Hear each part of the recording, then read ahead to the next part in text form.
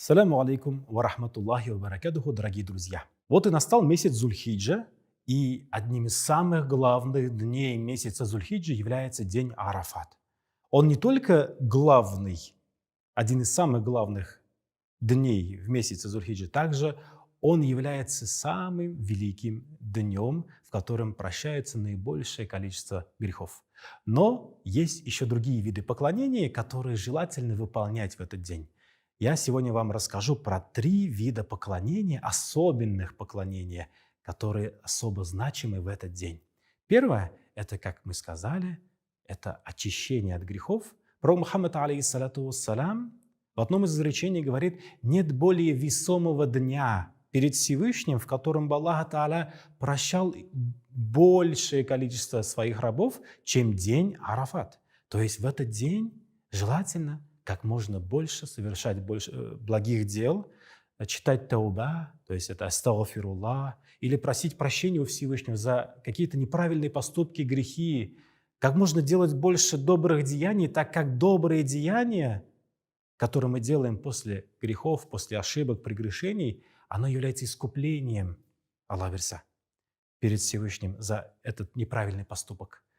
И в этот день, поэтому желательно хотя бы один раз прочитать тауба намаз, а если сможете больше, то еще будет лучше. Также в этот день очень благостным является обращаться ко Всевышнему с молитвами, с мольбой. Этот день один из самых значимых дней для тех, кто совершает паломничество, хадж.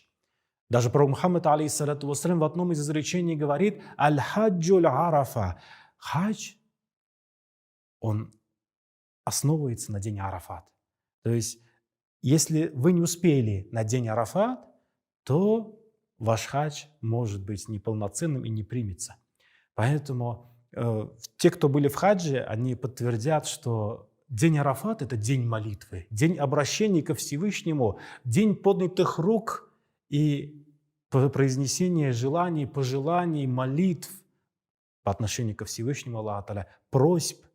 И очень многие хаджи говорят, что в день Арафат можно увидеть тут же, как твои молитвы, твои просьбы принимаются перед Всевышним. Также пророк Мухаммад, алейхиссалату вассалям, говорит: нет более весомого, более значимого дня перед Всевышним, в котором Аллах Тааля принимал большее количество молитв, чем день Арафат. Поэтому постарайтесь провести этот день как можно в большем количестве поклонений, просьб, обращений ко Всевышнему Аллаху Тааля, и наши просьбы, иншаллах, Аллах верса, будут приняты, услышаны Всевышним.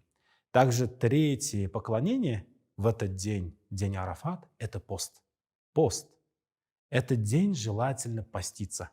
Пост в день Арафат является искуплением грехов прошлого года и следующего года, говорится в хадисе пророка Мухаммада, алейхиссалату вассалям. И этот пост должен быть полноценным, искренним. Этот пост должен быть очищающим и приближающим к милости Творца Всевышнему Аллаху Тааля. Дорогие друзья, давайте воспользуемся этой возможностью и очистимся от грехов, прегрешений, от напастей и приблизимся ко Всевышнему, к Его милости. Получим несметные блага, душевное спокойствие и радость, которая будет великой радостью, которая будет радовать нас и в этом мире, и в следующем, вечном мире. Не упустите этот шанс. Саляму алейкум ва рахматуллахи ва баракатуху.